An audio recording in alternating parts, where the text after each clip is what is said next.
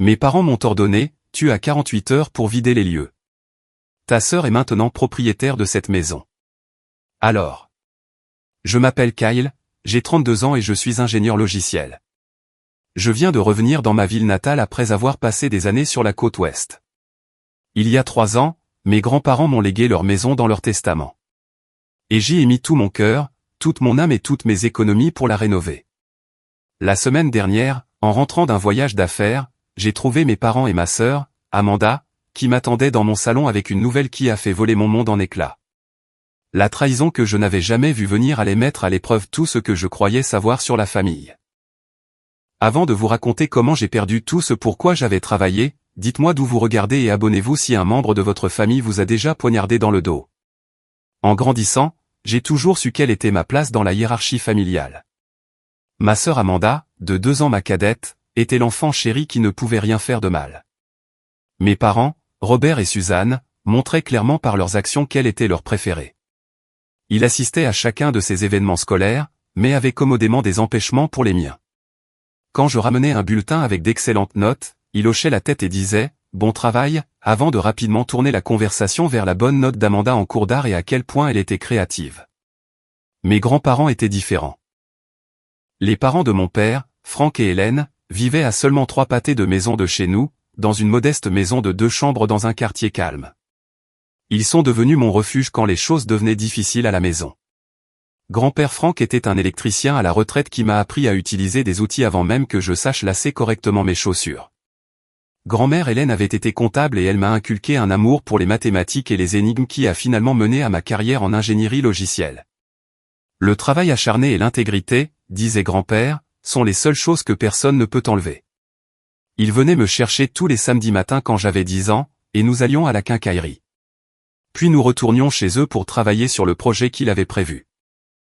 Pendant qu'Amanda recevait de nouveaux vêtements et jouets, j'apprenais à installer des ventilateurs de plafond et à réparer des tuyaux qui fuient. À l'époque, j'étais parfois jaloux du chemin apparemment plus facile de ma sœur. Mais aujourd'hui, je suis reconnaissant pour les compétences que mon grand-père m'a transmises. Quand j'avais 12 ans, mes parents ont oublié ma foire scientifique scolaire. J'avais passé des semaines à construire un modèle fonctionnel de barrage hydroélectrique que grand-père m'avait aidé à concevoir. Mon projet a remporté la première place, mais personne de ma famille immédiate n'était là pour le voir. Grand-mère et grand-père, eux, sont venus, rayonnant de fierté. Plus tard ce soir-là, j'ai entendu ma mère au téléphone avec une amie, Amanda a un rhume, alors nous ne pouvions absolument pas la laisser pour aller au petit projet de Kyle. Le rhume ne les avait pas empêchés de l'emmener faire du shopping ce week-end-là. Ces schémas se sont poursuivis tout au long de mon adolescence.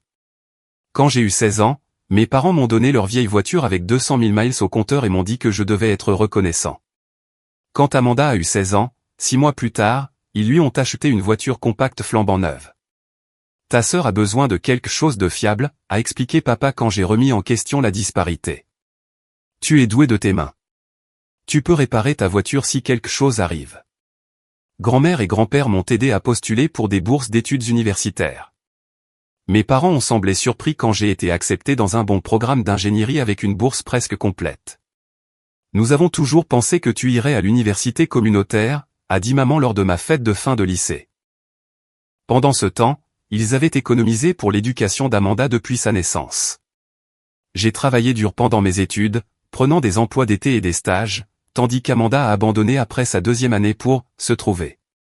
Malgré cela, mes parents ont continué à soutenir financièrement son style de vie, payant son appartement et lui donnant une allocation mensuelle bien après ses 20 ans. Après l'université, j'ai décroché un emploi dans une entreprise technologique sur la côte ouest et j'ai quitté ma ville natale. La distance a aidé à guérir une partie de la douleur de mon enfance. Je rendais visite à mes grands-parents régulièrement, revenant en avion au moins une fois tous les 2 mois. Lors de ces visites, je restais avec eux, évitant largement mes parents et Amanda, sauf pour les réunions de famille obligatoires. Quand j'avais 29 ans, grand-père Franck est décédé subitement d'une crise cardiaque. Grand-mère Hélène a suivi seulement 6 mois plus tard. Les médecins ont parlé d'insuffisance cardiaque, mais tout le monde savait que c'était un cœur brisé. Ils avaient été mariés pendant 54 ans. Leur décès m'a durement frappé. Ils avaient été mes vrais parents de toutes les manières qui comptaient. À la lecture de leur testament, tout le monde a été surpris, sauf moi, quand ils m'ont légué leur maison.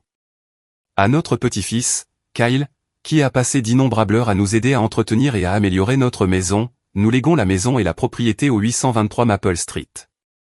Nous savons que tu la chériras comme nous l'avons fait. Mes parents étaient visiblement contrariés. Maman et papa auraient dû tout partager équitablement entre les petits-enfants, s'est plaint mon père à voix haute dans le bureau de l'avocat. Amanda était assise à côté d'eux, l'air suffisant, comme si elle méritait la moitié simplement pour exister. L'avocat, un vieil ami de mes grands-parents nommé Jackson Pierce, a simplement déclaré que les souhaits de Frank et Hélène étaient clairs et juridiquement contraignants. Au cours des 3 années suivantes, j'ai passé presque toutes mes vacances et longs week-ends à revenir en avion pour travailler sur la maison. J'ai modernisé le système électrique que grand-père m'avait enseigné, installé une nouvelle plomberie, refait les parquets d'origine et repeint chaque mur. J'ai transformé le sous-sol en bureau à domicile où je pouvais travailler à distance. En tout, j'ai investi environ 70 000 $ de mon propre argent dans les rénovations, sans compter les innombrables heures de travail. Il y a 6 mois, une opportunité s'est présentée dans mon entreprise pour diriger une nouvelle division dans ma ville natale. Cela m'a semblé être le destin. Je pouvais emménager de façon permanente dans la maison de mes grands-parents et honorer leur héritage en vivant dans la maison où ils avaient construit leur vie. J'ai accepté le poste, déménagé et me suis installé dans une routine qui m'a rendu plus heureux que je ne l'avais été depuis des années. Mes parents et Amanda s'étaient montrés étrangement intéressés par mes rénovations, passant à l'improviste pour voir ce que je faisais de la maison. J'ai remarqué qu'Amanda prenait des photos des améliorations, ce qui m'a paru étrange, mais j'ai mis cela sur le compte d'une simple curiosité. Maintenant, je comprends qu'elle documentait tout pour une raison bien différente. Mardi dernier, je suis rentré d'un voyage d'affaires de 3 jours à Chicago.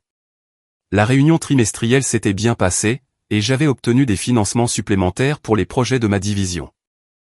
J'étais épuisé par le voyage, mais satisfait des résultats et impatient de dormir dans mon propre lit. Le vol avait été retardé, il était donc presque 21 h quand mon Uber m'a déposé. Alors que la voiture s'éloignait, j'ai remarqué le SUV argenté de mes parents garé dans mon allée, à côté de la voiture compacte bleue d'Amanda. Je ne leur avais pas dit quand je serais de retour, donc leur présence était inattendue. Pendant un bref et naïf instant, j'ai pensé qu'ils avaient peut-être organisé une surprise de bienvenue. J'ai mis mon sac d'ordinateur sur l'épaule et j'ai fait rouler ma valise jusqu'à l'entrée, remarquant que toutes les lumières étaient allumées à l'intérieur. J'avais pourtant bien tout éteint avant de partir. En utilisant ma clé, je suis entré par la porte d'entrée pour trouver ma mère, mon père et ma sœur assis raidement dans mon salon. L'atmosphère était tendue, comme une réunion de conseil d'administration avant d'annoncer des licenciements. « Te voilà », a dit ma mère sans se lever ni m'offrir de salutation. Sa voix avait ce ton faussement doux qu'elle utilisait quand elle s'apprêtait à faire quelque chose de sournois. Nous attendons depuis plus d'1 heure. Désolé, le vol a été retardé, ai-je répondu automatiquement, en posant mes sacs. Que se passe-t-il? Tout va bien? Mon père s'est éclairci la gorge et a redressé le col de son polo, une habitude nerveuse qu'il avait depuis aussi longtemps que je me souvienne. Fils, nous devons avoir une discussion de famille. Avant que je puisse répondre, ma mère a coupé court, sa voix soudainement froide et professionnelle. Tu as 48 heures pour sortir tes affaires. Cette maison appartient à ta sœur maintenant. Je suis resté là, encore dans mes vêtements de voyage, essayant de comprendre ce que je venais d'entendre. De quoi parlez-vous? C'est ma maison. Grand-père et grand-mère me l'ont laissé dans leur testament. Mon père a sorti une enveloppe Kraft de à côté de lui sur le canapé et en a extrait plusieurs papiers à l'aspect officiel. Nous avons découvert de nouvelles informations. Tes grands-parents avaient verbalement promis cette maison à Amanda avant leur décès. Ils n'ont simplement jamais mis à jour leur testament. J'ai eu l'impression de recevoir un coup de poing dans l'estomac. C'est absolument faux. Grand-père et grand-mère voulaient que j'aie cette maison. Ils savaient que je l'aimais et que j'en prendrais soin. Amanda a alors pris la parole, sa voix suintant l'arrogance qu'elle cultivait depuis l'enfance. Ils ont évidemment fait une erreur, Kyle. Tu as ta belle carrière et tu peux acheter n'importe quelle maison que tu veux. Je fonde une famille et j'ai besoin d'espace. C'était la première fois que j'entendais qu'Amanda fondait une famille, mais je n'ai pas eu le temps de traiter cette information car ma mère a repris la parole. Ta sœur est enceinte, Kyle. Elle et Thomas ont besoin d'un foyer stable pour leur bébé. Et ce quartier a d'excellentes écoles. Alors, achetez-lui une maison, ai-je répondu, ma voix s'élevant malgré mes efforts pour rester calme. Vous lui avez donné tout ce qu'elle a toujours voulu. Mon père s'est levé, bombant le torse. Ne prends pas ce ton. Nous faisons ce qui est le mieux pour la famille. Amanda a plus besoin de cette maison que toi. C'est ma maison, ai-je dit fermement. Légalement, j'ai l'acte de propriété et le testament pour le prouver. Ma mère a agité la main d'un air dédaigneux. Nous avons trouvé une lettre de ta grand-mère. Elle y déclarait clairement leur intention de donner la maison à Amanda. Laissez-moi voir cette lettre, ai-je exigé, tendant la main. Mes parents ont échangé un regard. Nous ne l'avons pas sur nous, a dit ma mère rapidement. Elle est en cours de vérification par notre avocat. Même dans mon état de choc, je savais que c'était un mensonge. Si une telle lettre existait, il l'aurait apportée. Mon père m'a tendu un document à la place. C'est un acte de cession, a-t-il expliqué. Il suffit de signer et nous pourrons faire cette transition en douceur. Amanda et Thomas pourront emménager ce week-end. J'ai jeté un coup d'œil au papier, qui transférerait en effet la propriété de ma maison à Amanda si je le signais. L'audace était à couper le souffle. J'ai levé les yeux pour voir Amanda se promener dans mon salon, pointant divers endroits. La chambre de bébé serait parfaite dans cette petite chambre à l'étage, a-t-elle dit à personne en particulier, et nous devrons remplacer ces parquets par quelque chose de plus adapté aux enfants. Les parquets que j'avais passé des semaines à refaire à la main, en utilisant les techniques que grand-père m'avait enseignées. Je voulais crier. Je voulais les mettre tout dehors de ma maison. Je voulais leur rappeler comment ils avaient toujours favorisé Amanda. Comment grand-père et grand-mère avaient été plus des parents pour moi qu'ils ne l'avaient jamais été. Comment j'avais mis mon cœur et mes économies dans cette maison pendant qu'ils n'avaient fait que critiquer et s'ingérer. Mais quelque chose en moi est devenu très calme et silencieux. Une vie entière à gérer leurs manipulations m'avait appris que les explosions émotionnelles ne faisaient que leur donner des munitions. Au lieu de cela, j'ai plié le document non signé et je l'ai posé sur la table basse. J'ai besoin de temps pour y réfléchir, ai-je dit d'une voix égale. Mon silence semblait les déstabiliser. Ils s'attendaient à des cris, peut-être des larmes. Certainement une dispute qu'ils pourraient utiliser pour me faire passer pour déraisonnable. Ma mère s'est remise la première. Il n'y a rien à réfléchir, a-t-elle lancé sèchement. 48 heures, Kyle. Nous reviendrons jeudi soir avec un camion de déménagement. Soit tu seras parti, soit nous emballerons tes affaires pour toi. Ils se sont levés pour partir. Amanda s'est arrêtée pour prendre une autre photo de ma cuisine fraîchement rénovée. Les armoires devront partir, a-t-elle dit assez fort pour que je l'entende. Trop sombre à mon goût. Alors qu'il se dirigeait vers la porte, mon père s'est retourné. Sois raisonnable, fils. Ne rends pas les choses plus difficiles qu'elles ne doivent l'être. Puis ils sont partis, me laissant seul dans la maison que mes grands-parents m'avaient confiée. Maintenant menacé par les personnes mêmes qui auraient dû respecter leurs souhaits. Je me suis effondré sur le canapé, l'esprit en ébullition. La maison calme qui m'avait toujours apporté du réconfort me semblait maintenant vulnérable, comme si les murs eux-mêmes étaient attaqués. Je suis resté assis là pendant un long moment, à digérer la trahison et à décider comment réagir. Une chose était certaine. Je ne quitterai pas ma maison dans 48 heures, ni jamais. Pas comme ça. Pas à cause de leurs mensonges.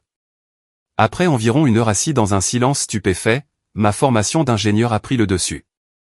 Face à un problème complexe, décomposez-le en parties plus petites et gérables. Définissez les paramètres. Identifiez les solutions potentielles. J'avais besoin d'informations et d'alliés. J'ai appelé mon ami Brian, qui avait fait des études de droit, à 21h45, espérant qu'il serait encore éveillé. Brian Hoffman et moi avions été colocataires à l'université avant qu'il n'aille en fac de droit pendant que je poursuivais mes études d'ingénieur. Nous étions restés proches au fil des ans, nous retrouvant chaque fois que je venais en ville. Kyle, a-t-il répondu, l'air surpris. Tout va bien? Il est un peu tard. J'ai besoin de conseils juridiques, ai-je dit, puis j'ai procédé à l'explication détaillée de la situation. La réponse de Brian a été immédiate et rassurante. D'abord, ne signe rien. Pas une seule chose. Deuxièmement, ils ne peuvent pas simplement prendre ta maison parce qu'ils le disent. Le droit de la propriété ne fonctionne pas comme ça. Ils ont mentionné une lettre de ma grand-mère, ai-je dit. Même si une telle lettre existe, ce dont je doute, elle ne prévaudrait pas sur un testament dûment exécuté, a expliqué Brian. Les promesses verbales concernant l'immobilier ne sont pas juridiquement contraignantes dans la plupart des États, y compris le nôtre. C'est pourquoi nous avons le statut des fraudes. Il a promis de passer dès le lendemain matin pour examiner ma documentation et élaborer une stratégie. En attendant, rassemble tous les papiers liés à la maison. Le testament, l'acte de propriété, les registres fiscaux, les reçus de rénovation, les factures de services publics, tout. Après avoir raccroché, j'ai sorti mon ordinateur portable et j'ai commencé à faire des recherches sur les lois de la propriété dans notre État. Brian avait raison. Les promesses verbales concernant l'immobilier n'étaient pas juridiquement applicables. De plus, toute contestation du testament aurait dû être déposée dans les 6 mois suivant l'homologation, un délai largement dépassé. J'ai passé la nuit à organiser les documents et à créer une chronologie des événements depuis le décès de mes grands-parents. Le matin, j'avais 2 dossiers prêts, l'un avec les documents légaux établissant ma propriété, et l'autre avec les preuves de mes rénovations et de ma résidence continue. Brian est arrivé à 8h30 précise, vêtu d'un costume bien que ce soit samedi. Il a examiné ma documentation avec l'œil critique d'un avocat chevronné. Tout est en ordre, a-t-il confirmé. Le testament de tes grands-parents a été correctement exécuté, attesté par des témoins et notariés. La propriété t'a été légalement transférée. Tu as payé les impôts fonciers. Ils n'ont aucune revendication légitime à faire valoir. Alors, qu'est-ce qu'ils essaient de faire ? Ai-je demandé. Mon hypothèse, c'est qu'ils espèrent t'intimider pour que tu cèdes la maison. La pression familiale peut être puissante, et ils savent sur quel bouton appuyer. Nous avons décidé que notre prochaine étape serait de contacter Jackson Pierce, l'avocat de mes grands-parents qui avait géré le testament. Son bureau était fermé pour le week-end, mais Brian le connaissait personnellement et a réussi à obtenir son numéro de portable. Jackson a accepté de nous rencontrer pour un café cet après-midi-là. Le vieil avocat s'est souvenu de moi immédiatement, son visage buriné s'illuminant d'un sourire alors que nous nous serrions la main. « Kyle, content de te voir, bien que j'aurais préféré que ce soit dans de meilleures circonstances, a-t-il dit après que Brian lui a expliqué pourquoi nous devions nous rencontrer d'urgence.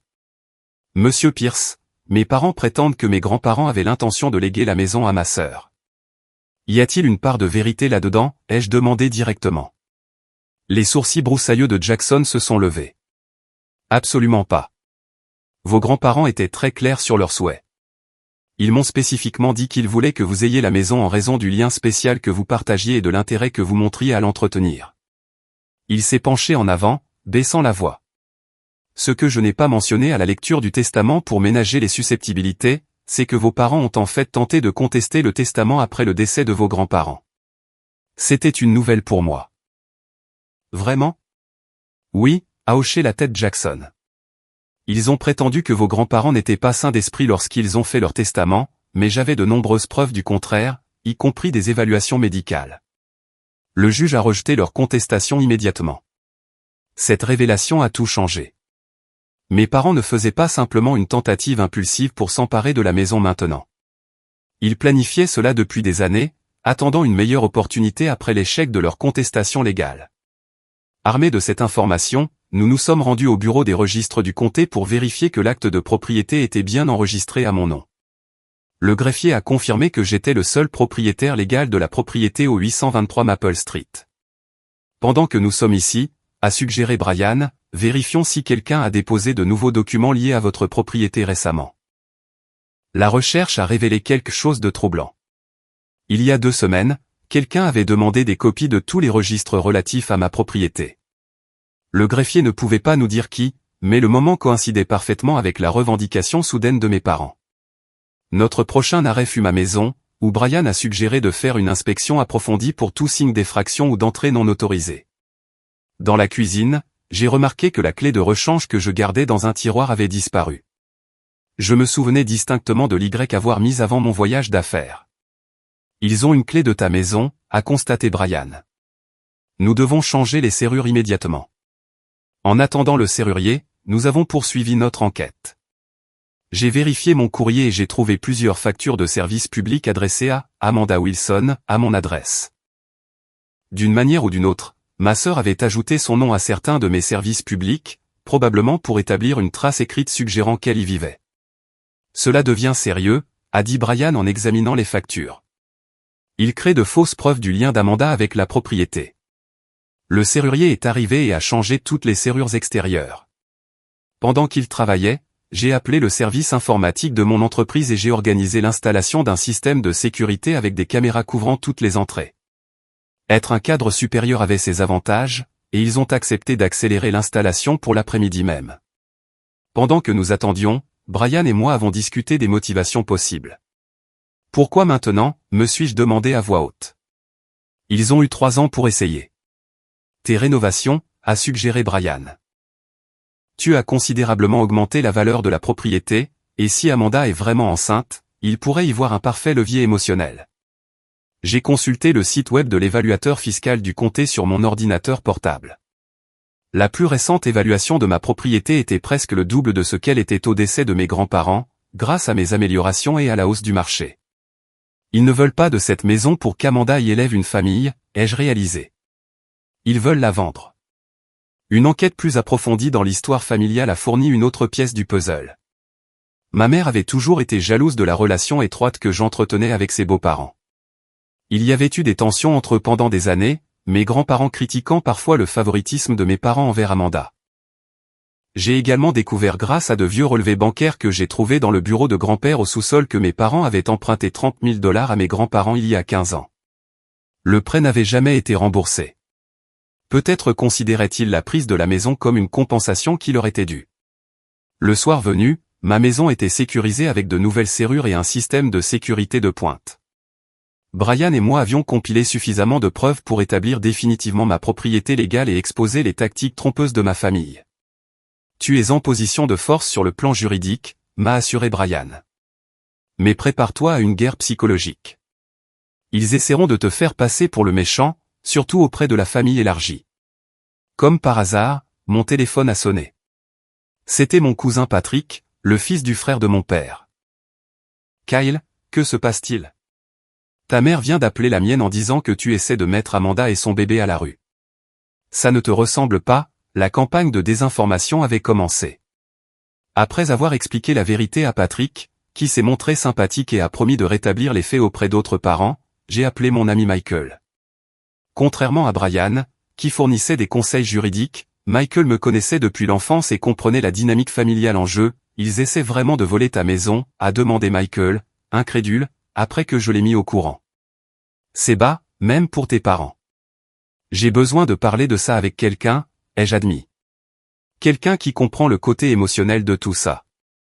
Nous nous sommes retrouvés dans un dîner ouvert 24h24, le genre avec des tables en stratifié collant et du café à volonté. Pendant les 3 heures suivantes, j'ai déversé mes frustrations, mes peurs et toute une vie de vexation qui avait culminé dans cette trahison ultime.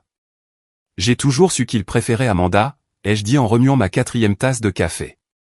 Mais je n'aurais jamais pensé qu'ils iraient aussi loin. Michael a écouté sans interruption, puis a offert sa perspective. Ce n'est pas vraiment à propos de la maison, Kyle. C'est une question de contrôle. Tu as construit une vie réussie indépendamment d'eux. La maison est un symbole de cette indépendance, et ils veulent te l'enlever. Son analyse a fait écho en moi. Mes parents s'étaient toujours attendus à ce que j'échoue sans leur soutien, prouvant que leur favoritisme était justifié. Au lieu de cela, j'avais prospéré, en grande partie grâce à l'influence de mes grands-parents. Alors, quel est ton plan de match, a demandé Michael.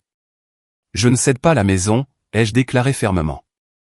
Mais je dois être intelligent dans ma façon de gérer ça. Ils s'attendent à ce que j'explose, que j'agisse de manière irrationnelle, leur donnant des munitions pour me peindre comme instable ou déraisonnable. La méthode de la roche grise, a suggéré Michael. Sois aussi réactif qu'une roche grise. Ne leur donne aucune émotion à exploiter. Le lendemain matin, armé de connaissances juridiques et de clarté émotionnelle, j'ai rencontré Brian pour élaborer une stratégie complète. Nous nous sommes installés à ma table de salle à manger, étalant documents et ordinateurs portables. D'abord, nous devons tout documenter, a dit Brian. Chaque interaction, chaque menace, chaque tentative d'accéder à la propriété.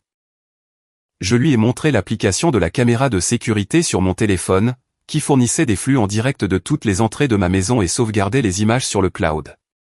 Déjà fait. Bien. Ensuite, nous devons nous préparer pour leur retour demain soir.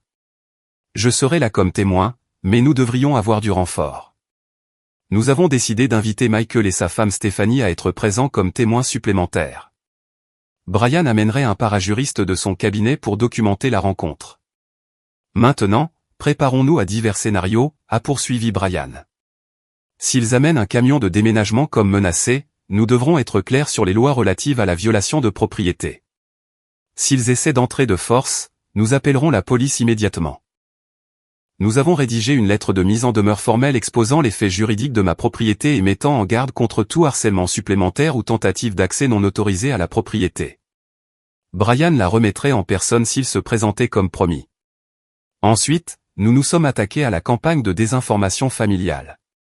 J'ai rédigé un email clair et factuel à envoyer aux membres de la famille élargie, expliquant la situation sans langage émotionnel et joignant des copies des documents juridiques pertinents prouvant ma propriété. Et Amanda ? Ai-je demandé. Elle est aussi manipulée, d'une certaine manière. Brian a réfléchi. Tu pourrais essayer de la contacter séparément, mais sois prudent. Toute communication pourrait être déformée ou utilisée contre toi. J'ai décidé d'envoyer un SMS à Thomas, le mari d'Amanda, à la place. Nous n'étions pas proches, mais il m'avait toujours semblé sensé. Pouvons-nous parler en privé? C'est à propos de la situation de la maison. À ma surprise, il a répondu presque immédiatement, suggérant que nous nous rencontrions pour le déjeuner. Brian m'a conseillé d'y aller, mais d'enregistrer la conversation légale dans notre état avec le consentement d'une seule partie et de ne faire aucune promesse ou aveu. Thomas semblait mal à l'aise alors que nous étions assis dans un coin tranquille d'une sandwicherie locale. Je veux que tu saches, a-t-il commencé, que je ne savais rien de ce plan jusqu'à hier. Amanda m'a dit que tes parents avaient découvert une lettre prouvant que la maison lui était destinée. Une telle lettre n'existe pas, ai-je dit calmement. Mes grands-parents m'ont laissé la maison dans leur testament légalement exécuté. Mes parents ont déjà essayé de le contester une fois et ont échoué. Thomas avait l'air choqué. Amanda n'a pas mentionné cette partie. Elle a dit que tu étais égoïste et que tu refusais d'aider la famille. J'ai beaucoup aidé Amanda au fil des ans, ai-je répondu. Mais cette maison signifie tout pour moi. Ce n'est pas juste une propriété. C'est mon lien avec mes grands-parents. Au fur et à mesure de notre conversation, Thomas a révélé des informations plus troublantes. Mes parents leur avaient promis de les aider avec un acompte sur une maison il y a des mois, puis avaient soudainement retiré l'offre, leur disant qu'ils pouvaient avoir ma maison à la place. Ils planifient ça depuis des semaines, a admis Thomas. Amanda choisit des meubles, planifie des rénovations. Ta mère lui a même donné des nuanciers pour la chambre de bébé. Et tu étais d'accord pour prendre ma maison, ai-je demandé. Thomas a eu la décence d'avoir honte. J'ai posé des questions, mais Amanda et tes parents ont insisté sur le fait que c'était ce que tes grands-parents auraient voulu. Que tu n'avais été nommé dans le testament qu'à cause d'une erreur administrative. À la fin de notre déjeuner, Thomas avait clairement des doutes sur tout ce stratagème. Je dois parler à Amanda, a-t-il dit. Ça ne me semble pas juste. De retour chez moi, Brian a été impressionné par les informations que j'avais recueillies. Thomas pourrait être un allié précieux, a-t-il noté. Ou du moins, il pourrait convaincre Amanda de reculer. Nous avons passé le reste de la journée à finaliser nos préparatifs. J'ai déplacé quelques cartons sur le porche avant pour créer l'illusion que je pourrais me conformer à leurs exigences. Une suggestion de Michael pour donner à mes parents un faux sentiment de sécurité. Ce soir-là, mes parents ont appelé pour vérifier mes progrès. Je m'en occupe, ai-je dit vaguement, suivant notre stratégie de fournir un minimum d'informations. Bien, a répondu ma mère, d'un air suffisant. Amanda et Thomas amèneront le camion demain à 18h. Nous nous attendons à ce que tu sois complètement parti d'ici là. Je comprends que vous serez là à 18h, ai-je répondu, sans confirmer ni infirmer mon intention de me conformer. Après avoir raccroché, j'ai vérifié les caméras de sécurité une dernière fois avant d'aller me coucher. À mon grand choc, j'ai vu du mouvement à la porte arrière. En zoomant, j'ai reconnu ma mère essayant d'utiliser une clé dans la serrure nouvellement changée. Le microphone de la caméra a capté sa voix frustrée, ça ne marche pas. Il a dû changer les serrures. La voix de mon père a répondu, on s'en occupera demain. Il ne peut pas nous empêcher d'entrer dans la maison d'Amanda bien longtemps. J'ai immédiatement sauvegardé la vidéo et l'ai envoyée à Brian. Sa réponse a été rapide, tentative d'entrée non autorisée documentée. Cela renforce notre position. Cette nuit-là, j'ai à peine dormi, pensant à la confrontation à venir. Mais contrairement au choc et à l'impuissance que j'avais ressenti lorsqu'ils avaient fait leur demande pour la première fois, je me sentais maintenant préparé et résolu. Mes grands-parents m'avaient appris à défendre ce qui est juste, et demain, j'honorerai cette leçon. Exactement 24 heures après le début de l'ultimatum de 48 heures, mon téléphone portable a sonné. C'était ma mère, sa voix artificiellement douce. « Kyle, chérie, je vérifie juste comment se passe l'emballage. As-tu besoin d'aide ? » « Je gère les choses à ma façon, ai-je répondu, délibérément vague. « Eh bien, n'oublie pas que nous serons là demain soir. » Amanda est si excitée de commencer à installer la chambre de bébé. J'ai fait un son évasif et j'ai rapidement mis fin à l'appel. 20 minutes plus tard, mon père a appelé avec essentiellement le même message, bien que son approche soit plus professionnelle. « Fils, j'espère que tu es raisonnable à ce sujet. Plus tôt tu accepteras la situation, plus cette transition sera facile pour tout le monde. » Encore une fois, je n'ai donné aucune information concrète sur mes intentions, me contentant de reconnaître que j'entendais ce qu'il disait. Vers midi, on a sonné à la porte. À travers la caméra de sécurité, j'ai vu Amanda sur mon Porsche, tenant ce qui semblait être des échantillons de peinture et accompagnée d'un homme en vêtements de travail. J'ai ouvert la porte mais je suis resté dans l'embrasure, bloquant l'entrée. « De quoi as-tu besoin, Amanda ?» ai-je demandé poliment mais fermement. « Je suis là pour montrer à l'entrepreneur ce qu'il faut faire », a-t-elle dit, tentant de me dépasser pour entrer dans la maison.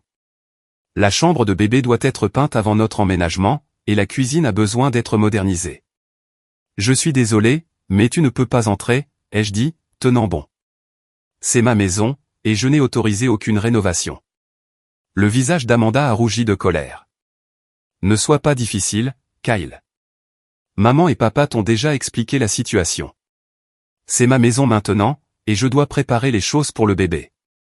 Le propriétaire légal de cette maison, c'est moi, ai-je déclaré calmement. J'ai des documents pour le prouver. À moins que tu n'aies une ordonnance du tribunal ou ma permission écrite, tu n'as pas le droit d'entrer ou de faire des changements. L'entrepreneur semblait mal à l'aise, se balançant d'un pied sur l'autre. Peut-être que je devrais revenir une autre fois, a-t-il suggéré. Il n'y aura pas d'autre fois, l'ai-je informé. Aucune rénovation n'a été autorisée par le propriétaire, qui est moi. Le visage d'Amanda s'est tordu de rage. Tu as toujours été égoïste. Je suis enceinte, Kyle. J'ai besoin de cette maison pour ma famille. Ta grossesse ne te donne pas droit à ma propriété, ai-je répondu, en gardant mon sang-froid. Si vous avez besoin d'une maison, je suggère que toi et nos parents envisagiez d'en acheter une, comme la plupart des gens. Elle a sorti son téléphone et a composé rapidement. Maman, Kyle ne veut pas me laisser entrer pour montrer à l'entrepreneur les rénovations dont nous avons besoin. Je pouvais entendre la voix stridente de ma mère à travers le haut-parleur, mais pas ses mots exacts. Amanda a tendu le téléphone vers moi. Elle veut te parler. En prenant le téléphone, j'ai entendu ma mère en plein milieu d'une phrase, point un comportement absolument inacceptable. Laisse ta sœur entrer tout de suite. Non, ai-je dit simplement. Amanda n'a pas la permission d'entrer dans ma maison ni d'y apporter des modifications. Nous appellerons la police, a-t-elle menacé. Faites donc, ai-je répondu calmement. Quand ils arriveront, je leur montrerai mon acte de propriété, mon testament et mes reçus d'impôts fonciers prouvant que je suis propriétaire. Quelle documentation leur montrerez-vous? Il y a eu une pause, puis, c'est ton dernier avertissement, Kyle. Ne rends pas les choses compliquées. C'est vous qui tentez de prendre un bien qui m'appartient légalement, ai-je souligné. Je dirais que c'est déjà compliqué. Après avoir mis fin à l'appel, j'ai rendu le téléphone à une Amanda furieuse. L'entrepreneur s'était déjà retiré dans son camion, ne voulant clairement aucune part à un conflit familial. Tu le regretteras, a craché Amanda en retournant d'un pas rageur vers sa voiture. Attends juste que tout le monde entende comment tu traites ta sœur enceinte. Comme prévu, l'arbre généalogique téléphonique s'est enflammé dans l'heure qui a suivi. Tante, oncle et cousins ont appelé avec divers degrés d'inquiétude et d'accusation. À chacun, j'ai calmement expliqué la réalité juridique et proposé d'envoyer par email des documents prouvant ma propriété. Certains m'ont soutenu après avoir entendu ma version, tandis que d'autres sont restés fermement dans le camp de mes parents, indépendamment des faits. L'appel le plus surprenant est venu du frère de mon père, l'oncle Steve. Ton père m'a dit que tu refuses d'honorer les souhaits de tes grands-parents, a-t-il commencé. En fait, je fais exactement ce que grand-père et grand-mère voulaient, ai-je expliqué. Ils m'ont laissé la maison dans leur testament parce que nous avons passé des années à y travailler ensemble. Papa et maman ont essayé de contester le testament juste après leur décès, mais ils ont perdu parce qu'il n'y avait aucune base légale pour leur plainte. Quoi? Oncle Steve semblait sincèrement choqué. Jim n'a jamais mentionné avoir contesté le testament. Il a dit à tout le monde que tu avais accepté de laisser Amanda avoir la maison, mais que tu avais soudainement changé d'avis. C'est complètement faux, l'ai-je assuré. J'ai investi des milliers de dollars et d'innombrables heures à rénover cette maison. C'est mon foyer, et je n'ai aucune intention de l'abandonner. Oncle Steve a promis de parler à mon père pour tirer les choses au clair. J'aime mon frère, mais il n'a jamais été doué pour admettre quand il a tort, a-t-il soupiré. Tard cet après-midi-là, j'ai reçu un texto de Thomas. Nous devons parler. Puis-je passer? Après avoir consulté Brian, j'ai accepté de rencontrer Thomas, mais j'ai insisté pour que nous parlions sur le porche avant plutôt qu'à l'intérieur de la maison. Quand il est arrivé, il avait l'air stressé et en conflit. Amanda est furieuse à propos de tout à l'heure, a-t-il commencé. Elle a pleuré tout l'après-midi, en disant que tu essaies de faire du mal au bébé en nous refusant la maison. C'est de la manipulation émotionnelle, ai-je souligné. Le fait que je garde ma propre propriété n'a rien à voir avec le bien-être de votre bébé. Thomas a hoché lentement la tête. Je sais. Et après notre conversation d'hier, j'ai fait quelques recherches. Tu as raison sur le plan juridique. La maison est à toi, en bonne et due forme. En as-tu discuté avec Amanda? Ai-je demandé. J'ai essayé, a-t-il dit en baissant les yeux sur ses mains. Elle ne veut rien entendre. Elle dit que ses parents lui ont promis la maison, et elle les croit complètement. Mais quelque chose ne colle pas. Ils agissent bizarrement depuis des semaines. Depuis qu'ils ont appris la grossesse. Que entends-tu par bizarre, ai-je incité. Secret. Ayant des conversations chuchotées qui s'arrêtent quand j'entre dans la pièce. Ta mère a emmené Amanda faire du shopping pour des meubles pour cette maison il y a 2 semaines, avant même qu'il ne te confronte. Cela confirmait ma suspicion que c'était un plan coordonné, pas une décision spontanée basée sur la grossesse d'Amanda. Il y a autre chose, a ajouté Thomas avec hésitation. J'ai entendu tes parents discuter de la vente de la maison une fois qu'elle serait au nom d'Amanda. Ils ont mentionné utiliser l'argent pour rembourser des dettes et nous donner une partie pour un acompte sur une autre maison. Les pièces du puzzle se mettaient en place. Mes parents n'avaient jamais eu l'intention qu'Amanda vive dans la maison. Ils voulaient la vendre et utiliser le produit de la vente pour eux-mêmes, offrant à Amanda et Thomas juste assez pour les garder complices du stratagème. Tu devrais savoir, ai-je dit à Thomas, que je ne déménage pas demain, ni jamais. J'ai une représentation légale et des documents prouvant ma propriété. S'ils se présentent avec un camion de déménagement, ils seront accueillis par une lettre de mise en demeure formelle et des témoins. Thomas semblait soulagé plutôt que contrarié. Honnêtement, j'ai été mal à l'aise avec toute cette histoire depuis le début. Ça ne m'a jamais semblé juste de prendre ta maison. Alors qu'il partait, il s'est retourné. Je vais essayer de raisonner Amanda à nouveau, mais elle est complètement sous l'influence de tes parents en ce moment. Juste, s'ils font quelque chose de fou demain, souviens-toi qu'elle est enceinte. S'il te plaît, ne fais rien qui puisse lui causer du stress.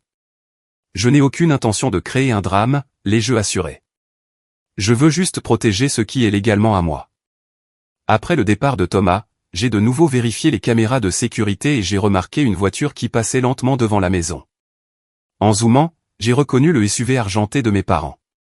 Ils surveillaient la propriété, cherchant peut-être des signes que j'étais bien en train de faire mes cartons comme ordonné. J'ai appelé Brian pour le mettre au courant des derniers développements. Ils intensifient, a-t-il convenu. La surveillance en voiture, la tentative de visite de l'entrepreneur, la campagne de pression familiale. Ce sont des tactiques d'intimidation classiques. Penses-tu vraiment qu'ils essaieront d'entrer de force demain, me suis-je demandé à voix haute. Sois prêt à tout, a conseillé Brian. Mais avec la documentation que nous avons et les témoins que nous avons organisés, il serait stupide d'essayer autre chose que du bluff et de la manipulation émotionnelle. Cette nuit-là, vers 21h30, mon système de sécurité m'a alerté d'un mouvement à la porte arrière. En vérifiant le flux de la caméra, j'ai vu mon père tenter d'utiliser une clé dans la serrure, tout comme ma mère l'avait fait la nuit précédente. Quand cela n'a pas fonctionné, il a essayé les fenêtres, vérifiant si l'une d'elles n'était pas verrouillée. J'ai également sauvegardé cette séquence, l'ajoutant à notre dossier de preuves de plus en plus fourni. Il était clair maintenant que mes parents n'avaient aucune intention de respecter mes droits légaux. Ils étaient prêts à entrer dans ma maison sans permission, potentiellement même par effraction si nécessaire. En regardant mon père se retirer vers sa voiture, où ma mère attendait, j'ai ressenti un calme étrange. Demain apporterait la confrontation finale, mais grâce à une préparation minutieuse et au fait que la vérité était de mon côté, j'étais prêt. L'échéance de 48 heures est arrivée. J'ai passé la matinée à revoir notre stratégie avec Brian et à m'assurer que toute notre documentation était en ordre. Michael et Stéphanie sont arrivés vers 17 heures, apportant des sandwichs et un soutien moral. La parajuriste de Brian, Jessica, a installé son ordinateur portable sur la table de la salle à manger, prête à transcrire tout ce qui allait se passer. À 17h55, les caméras de sécurité ont montré un camion de déménagement de location s'engageant dans mon allée, suivi du SUV de mes parents et de la voiture d'Amanda. Thomas conduisait le camion, l'air visiblement mal à l'aise. On y est, ai-je dit à la pièce. Tout le monde se souvient du plan. Restez calme, tenez-vous au fait, enregistrez tout. Nous nous sommes positionnés stratégiquement. Brian et moi les accueillerions à la porte. Michael et Stéphanie resteraient dans le salon en tant que témoins, tandis que Jessica resterait hors de vue dans la salle à manger pour tout documenter. La sonnette a retenti à 18 heures précises. J'ai pris une profonde inspiration et j'ai ouvert la porte, avec Brian à mes côtés. L'expression suffisante de ma mère a légèrement vacillé quand elle a vu Brian dans son costume professionnel. Mon père avait l'air irrité, tandis qu'Amanda se tenait légèrement derrière eux, une main protectrice sur son ventre. Thomas est resté près du camion, sans s'approcher de la maison. Qui est-ce ? A demandé mon père en désignant Brian. Brian Hoffman, avocat, s'est présenté Brian. Je représente Kyle dans cette affaire. Les yeux de ma mère se sont plissés. Nous n'avons pas besoin d'avocat pour une affaire de famille. Kyle sait ce qu'il a à faire. En effet, je le sais, ai-je répondu calmement. Essaie de protéger ma propriété légale contre les tentatives non autorisées de la prendre. Brian a tendu un dossier contenant la lettre de mise en demeure que nous avions préparée. Cette notification formelle vous informe que toute tentative d'entrer, d'occuper ou de déloger Kyle de sa propriété légalement détenue sera considérée comme une violation de propriété et du harcèlement, pouvant entraîner des poursuites judiciaires. Mon père a refusé de prendre le dossier, alors Brian l'a simplement tenu, continuant, de plus, nous avons documenté de multiples tentatives d'accès non autorisées à la propriété au cours des dernières 48 heures, y compris des tentatives d'utiliser des clés sans la permission du propriétaire, et d'amener des entrepreneurs sur la propriété sans autorisation. De quoi parlez-vous ? A balbutié ma mère. Nous avons tout à fait le droit de préparer la maison d'Amanda pour elle. Ce n'est pas la maison d'Amanda, ai-je déclaré fermement. C'est ma maison, qui m'a été laissée par mes grands-parents dans leur testament légalement exécuté et homologué. J'y ai vécu et j'ai investi beaucoup de temps et d'argent dans les rénovations. J'ai payé tous les impôts et services publics. Il n'y a aucune base légale pour votre revendication. Nous t'avons parlé de la lettre, a insisté mon père. La lettre que vous n'avez commodément pas avec vous. La lettre qui prévaut d'une manière ou d'une autre sur un testament légal que votre propre tentative de contester a été rejetée par le tribunal, ai-je contesté. Le visage de mon père est devenu rouge. Qui t'a parlé de ça ?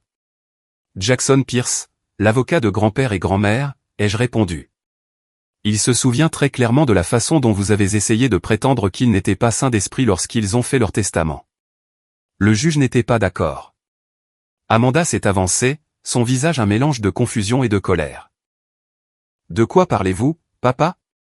Vous aviez dit qu'il n'y avait aucun doute sur le fait que la maison m'était destinée. Mon père a agité la main d'un air dédaigneux. Kyle essaie de brouiller les pistes. Le fait est que tu as besoin de cette maison pour ta famille, et il est égoïste.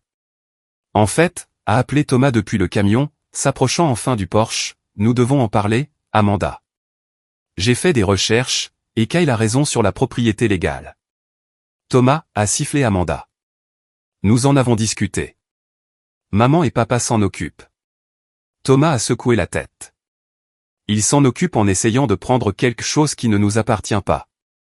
Ce n'est pas bien, surtout pas pour notre enfant. C'est l'exemple que nous voulons donner. La stratégie de ma mère a changé instantanément. Son expression s'est adoucie et sa voix a pris un ton blessé. Kyle, mon chéri, je sais que tu aimais tes grands-parents. Nous les aimions tous. Mais la famille doit veiller les uns sur les autres. Amanda va avoir un bébé. Ta nièce ou ton neveu. Ne veux-tu pas qu'ils aient un bon foyer? Je le veux absolument, ai-je convenu. Et j'aurais été heureux d'aider Amanda et Thomas à trouver une maison si quelqu'un me l'avait demandé. Au lieu de ça, vous avez essayé de prendre la mienne par des mensonges et de la manipulation. Nous n'avons rien fait de tel, s'est exclamée ma mère, se tenant la poitrine de façon dramatique. Tu me brises le cœur avec ces accusations. Nous avons des enregistrements de sécurité, a interjeté Brian. De vous deux tentant d'entrer sur la propriété sans permission à plusieurs reprises au cours des dernières 48 heures. Nous avons également des documents prouvant que le nom d'Amanda a été ajouté frauduleusement à des comptes de service public pour créer une fausse impression de résidence. Les yeux d'Amanda se sont écarquillés. Maman, c'est vrai? Ma mère a évité la question. Tout ce que nous avons fait, c'était pour toi, Amanda, pour assurer ton avenir. Mon père, voyant la situation se détériorer, a tenté de reprendre le contrôle. Il s'est approché de moi, utilisant sa taille pour essayer de m'intimider comme il le faisait quand j'étais plus jeune. Écoute-moi bien, mon garçon. Tu as toujours été difficile, toujours à penser que tu es meilleur que tout le monde avec ton travail et tes études de luxe. Mais il s'agit de la famille, et tu es soit avec nous, soit contre nous. J'ai tenu bon, n'étant plus l'enfant qui pouvait être intimidé. Il s'agit en effet de la famille. Il s'agit d'honorer les souhaits de grand-père et grand-mère et l'héritage qu'ils m'ont confié. Il s'agit de respecter les droits légaux et de ne pas essayer de voler des biens par la manipulation émotionnelle. La confrontation avait attiré l'attention. Plusieurs voisins étaient sortis de chez eux, observant la scène se dérouler depuis leur jardin. Madame Rivrada, accent grave côté, s'est approchée prudemment. Est-ce que tout va bien, Kyle? As-tu besoin que j'appelle quelqu'un? Tout est sous contrôle, Madame Rivra, mais merci, les jeux assurés. Ma famille était sur le point de partir. Ma mère, toujours soucieuse des apparences, a forcé un sourire pour les voisins. Juste un petit désaccord familial. Rien d'inquiétant. Thomas s'est approché d'Amanda et a parlé doucement mais fermement. Nous devrions y aller. Ce n'est pas juste, et tu le sais. Amanda semblait tiraillée, regardant alternativement son mari et ses parents. Mais maman et papa ont dit. Ils ont dit ce qu'ils devaient dire pour obtenir ce qu'ils voulaient, a répondu Thomas. Mais ce n'est pas vrai. Et au fond de toi, je pense que tu le sais. Mon père a fait une dernière tentative. Si tu ne cèdes pas cette maison, Kyle, tu ne fais plus partie de cette famille. C'est ce que tu veux? La menace qui m'aurait dévasté des années auparavant sonnait maintenant creux. Vous me demandez de choisir entre honorer les souhaits de mes grands-parents et me soumettre à votre manipulation. Ce n'est pas un choix difficile. À ce moment-là, une autre voiture s'est garée dans l'allée. L'oncle Steve en est sorti, s'approchant du rassemblement sur le porche. Jim, Suzanne, qu'est-ce qui se passe ici, bon sang? A-t-il demandé. J'ai entendu des choses troublantes. Mon père a semblé surpris. Steve, qu'est-ce que tu fais ici? Je m'assure que mon frère ne commet pas une terrible erreur, a répondu l'oncle Steve. Kyle m'a parlé de votre tentative ratée de contester le testament. Pourquoi essayeriez-vous de prendre sa maison maintenant? L'arrivée de mon oncle a complètement changé la dynamique. Mon père, pris dans sa tromperie par son propre frère, a commencé à faire marche arrière. Nous essayons juste d'aider Amanda, a-t-il marmonné. En volant la maison de Kyle? L'oncle Steve a secoué la tête avec déception. Ce n'est pas aider. C'est du vol. Thomas a doucement pris le bras d'Amanda. Rentrons à la maison et parlons-en en privé, a-t-il suggéré. Elle a hoché la tête, voyant enfin la situation clairement. Ma mère, réalisant que leur plan s'était complètement effondré, a tenté une dernière manipulation. Kyle, si tu as jamais aimé ta sœur, tu reconsidéreras. J'aime Amanda, ai-je répondu sincèrement. Et je veux qu'elle ait une vie merveilleuse avec Thomas et leur bébé, mais cela ne m'oblige pas à abandonner ma maison. Les déménageurs, qui avaient observé la scène avec un malaise évident, se sont approchés de Thomas. Alors, on ne déplace rien aujourd'hui? Non, a confirmé Thomas. Il y a eu un malentendu. Je m'excuse de vous avoir fait perdre votre temps. Alors que le camion de déménagement s'éloignait, mes parents se sont retrouvés isolés. Leur stratagème exposé non seulement à moi, mais aussi à Amanda, Thomas, l'oncle Steve et aux voisins observateurs. Ce n'est pas fini, a marmonné mon père alors qu'ils se retiraient vers leur voiture. En fait, si, a lancé Brian après eux. Toute nouvelle tentative d'accéder à cette propriété sans permission entraînera une action en justice immédiate. Ce n'est pas une menace. C'est une promesse. Alors que leur voiture s'éloignait, Amanda est restée un instant. Kyle, je ne savais pas qu'ils avaient contesté le testament ou essayé d'entrer chez toi sans permission. Je les ai crus quand ils ont dit que grand-mère et grand-père voulaient que j'aie la maison. Je sais, ai-je dit en adoucissant mon ton. Ils t'ont conditionné à t'attendre à un traitement préférentiel depuis si longtemps que cela t'a probablement semblé naturel. Nous trouverons notre propre logement, m'a assuré Thomas, le bras autour des épaules d'Amanda. De la bonne manière. Après leur départ, l'oncle Steve est resté pour s'excuser. Ton père a toujours eu un problème avec le sentiment que tout lui est dû, a-t-il soupiré. J'aurais dû le voir venir. La confrontation était terminée, et ma maison restait mienne. Mais alors que je remerciais tout le monde pour leur soutien et que je fermais la porte, je savais que les relations familiales ne seraient plus jamais les mêmes. Dans les semaines qui ont suivi la confrontation, j'ai ressenti un mélange complexe d'émotions, le soulagement que ma maison soit en sécurité, la justification que la vérité ait prévalu, mais aussi un profond sentiment de perte pour les relations familiales qui avaient été irrémédiablement endommagées. Sur les conseils de Brian, j'ai pris plusieurs précautions juridiques. Nous avons obtenu une ordonnance restrictive contre mes parents, leur interdisant de s'approcher à moins de 30 mètres de ma propriété. J'ai envoyé des avertissements formels pour violation de propriété et j'ai changé mes contacts d'urgence au travail et sur les formulaires médicaux. La maison qui avait été mon sanctuaire me semblait maintenant différente. Chaque pièce portait des souvenirs non seulement de mes grands-parents, mais aussi de la trahison qui s'était produite entre ces murs. Pour me réapproprier mon espace, j'ai accéléré mes plans de rénovation, repeignant les pièces et réarrangeant les meubles pour créer de nouvelles associations positives. 3 semaines après la confrontation, Amanda m'a envoyé un texto pour me demander si nous pouvions parler. Nous nous sommes rencontrés dans un lieu neutre, un café du centre-ville. Elle avait l'air différente, moins arrogante et plus réfléchie. Je voulais m'excuser, a-t-elle commencé. J'aurais dû remettre en question l'histoire de maman et papa au lieu de simplement croire tout ce qu'ils me disaient. Ils t'ont conditionné à attendre un traitement de faveur toute ta vie, ai-je souligné, sans méchanceté. Il t'a probablement semblé parfaitement raisonnable que grand-père et grand-mère te laissent la maison malgré leur relation étroite avec moi. Amanda a hoché lentement la tête. Thomas m'a aidé à voir à quel point ils ont été manipulateurs, pas seulement avec ça, mais avec tout. Ils m'ont dit quoi penser et comment me sentir toute ma vie, et je me suis contenté de suivre. Elle a expliqué qu'elle et Thomas avaient trouvé une première maison dans un quartier agréable, une qu'ils pouvaient se permettre avec leurs revenus combinés. Maman et papa ont proposé d'aider pour la compte, mais nous avons refusé. Nous devons le faire par nous-mêmes. Cela m'a surpris. Amanda n'avait jamais refusé l'aide financière de nos parents auparavant. C'est un grand pas, ai-je reconnu. Je suis fier de toi. Thomas et moi avons beaucoup parlé du genre de parents que nous voulons être, a-t-elle poursuivi, posant une main sur son ventre légèrement arrondi. Nous ne voulons pas que notre enfant subisse le favoritisme et la manipulation qui ont façonné notre enfance. Nous voulons être meilleurs que ça. Je me suis surpris à être prudemment optimiste quant à la construction d'une nouvelle relation plus saine avec ma sœur. Nous avons convenu d'y aller doucement, en établissant des limites claires tout en travaillant à la compréhension et au pardon. Ma relation avec mes parents était une autre histoire. Ils n'avaient fait aucune tentative pour s'excuser ou reconnaître leurs torts. Par le biais des ragots familiaux, j'ai appris qu'ils disaient aux parents que j'avais surréagi et mal compris leurs intentions. Certains les ont crus, mais beaucoup voyaient maintenant à travers la façade, surtout après que l'oncle Steve eut partagé ce dont il avait été témoin. Étonnamment, c'est Thomas qui est devenu un allié et un ami inattendu. Il me contactait régulièrement, parfois pour demander des conseils sur la préparation de l'arrivée du bébé, d'autres fois juste pour prendre des nouvelles.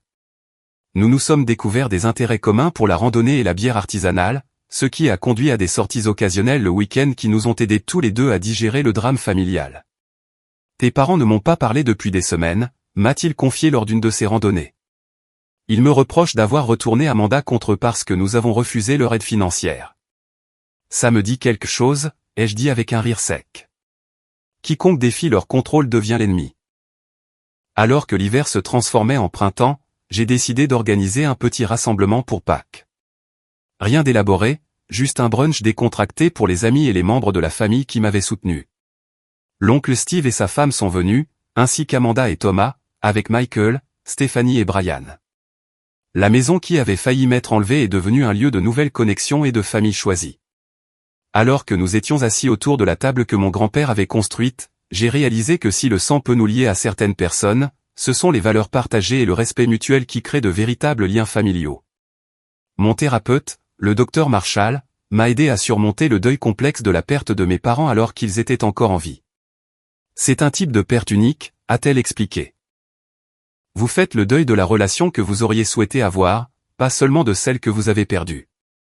Grâce à nos séances, j'ai fini par comprendre que le comportement de mes parents reflétait leurs propres insécurités et limitations, et non ma valeur en tant que leur fils. Cette prise de conscience n'excusait pas leurs actions, mais m'a aidé à libérer une partie de la douleur et du ressentiment que j'avais porté. À l'été, la rénovation de ma maison était terminée. Chaque pièce reflétait mes goûts et mes valeurs, honorant l'héritage de mes grands-parents tout en créant quelque chose de nouveau. Le bureau du sous-sol où je travaillais à distance est devenu un espace productif rempli de photos de famille, non pas de mes parents, mais de mes grands-parents et des nouvelles connexions que j'établissais. Dans un geste qui aurait rendu mes grands-parents fiers, j'ai commencé à faire du bénévolat dans un programme de mentorat local pour les adolescents sans soutien familial solide. Beaucoup de ces jeunes me rappelaient moi-même à cet âge, cherchant des conseils et une affirmation que leurs parents ne pouvaient pas leur fournir. « Tu es doué de tes mains », ai-je dit à un garçon de 14 ans alors que nous construisions ensemble un banc pour un jardin communautaire, faisant écho aux paroles de mon grand-père à mon égard. C'est un don que tout le monde n'a pas. Le regard de fierté sur son visage reflétait ce que j'avais dû montrer lorsque grand-père Frank louait mes premiers efforts en menuiserie. Amanda a donné naissance à un petit garçon en bonne santé en octobre. Ils l'ont appelé Frank, en l'honneur de notre grand-père. Quand elle a appelé pour m'inviter à rencontrer mon neveu, j'ai ressenti une vague d'émotion à laquelle je ne m'attendais pas. En tenant le petit Frank, avec ses doigts minuscules et ses yeux curieux, j'ai fait la promesse silencieuse d'être le genre d'oncle que mes grands-parents avaient été pour moi, constant, solidaire et toujours là en cas de besoin. Il a les yeux de grand-père, a dit doucement Amanda en nous regardant. Et j'espère, son intégrité, ai-je ajouté. Elle a hoché la tête, comprenant la référence subtile à tout ce que nous avions appris et perdu. Thomas et moi sommes déterminés à briser le cycle, m'a-t-elle assuré. Frank grandira en sachant qu'il est aimé pour qui il est, pas pour ce qu'il fait pour nous. Alors que l'année touchait à sa fin, j'ai réfléchi à tout ce qui avait changé.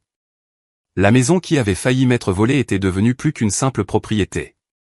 C'était la fondation d'un nouveau départ, construit sur l'honnêteté, les limites et les connexions choisies. Les leçons douloureuses de l'année écoulée m'avaient appris que la famille n'est pas toujours définie par le sang. Parfois, elle se construit par le choix délibéré d'honorer ce qui est juste, même quand c'est difficile. Mes grands-parents l'avaient su depuis le début, c'est pourquoi ils m'avaient confié leur maison, non seulement comme une structure physique, mais comme une incarnation de leurs valeurs.